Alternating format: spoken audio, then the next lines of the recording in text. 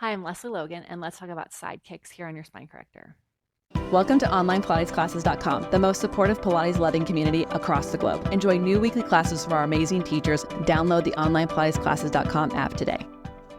So the side kicks, they are so special on here and slightly different than how you do it on the mat and just how you're propped up, but also can give you a lot of feedback of how you want your obliques to be working when you're laying down on your side.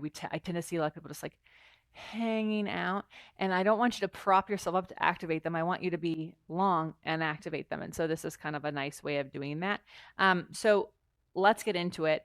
But first of all, if you're using the OnlinePilatesClasses.com barrels flashcard deck, I just want to say thank you. I hope that you're finding this deck really thorough and really helpful and really beneficial.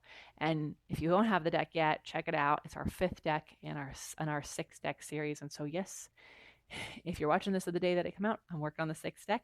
If you're watching this a year from now, it's probably ready. So you'll want to get into this where your hip is kind of like in the step.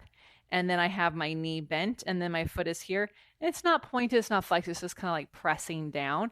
If you need to flex it to get more out of that, you can. It also doesn't have to be pressing down from the foot. In fact, it should be pressing down from the thigh. So think like you're doing clams here, right? I'm pushing that down. Now this arm, it's easy to think it goes on the apex, right?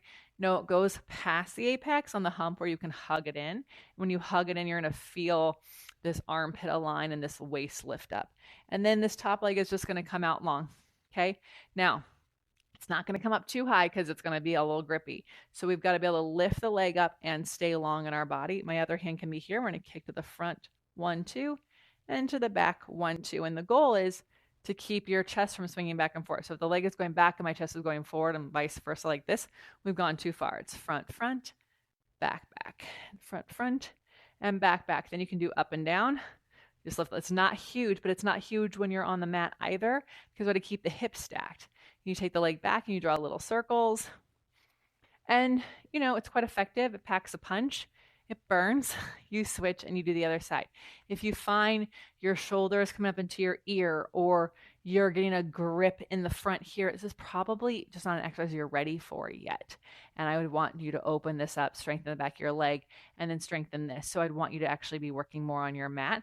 But this can help take those of you who are already on the mat, already finding things that want to make it a little deeper. You can make that happen here. And then you can take it back with you to your mat practice. We're always here to make our mat practice stronger. That is my goal for you to help understand. It's my goal at OPC as well. If you have any questions about this, I'll put it in comments below. You can put any question you have about anything in Pilates. I answer them, so it doesn't really matter what video it's on. We collect those. We go live on Sundays at 9 a.m. Pacific time to answer those questions of yours. If you're an OPC member, you can ask your questions in our member-only community. We will actually answer them there, including holding you accountable to your Pilates goals and providing feedback on your form that's specific to you. So not making stuff up. Like if you are gripping there, I could actually see how you're doing it and give you specific feedback to help you out. So go to onlinepilatesclasses.com/YouTube if you have any questions.